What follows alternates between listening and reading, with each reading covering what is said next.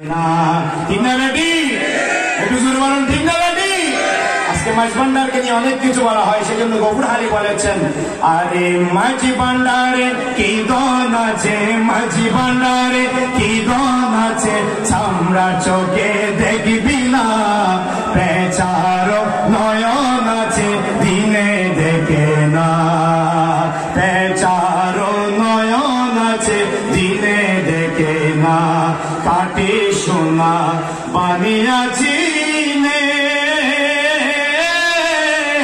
বেবুঝেরা মানকে পাইলে মূল্য কি জানে,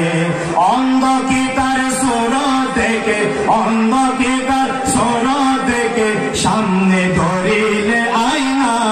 পেঁচারো নয়ন আছে দিনে দেখে না, পেঁচারো নয়ন আছে দিনে দেখে না,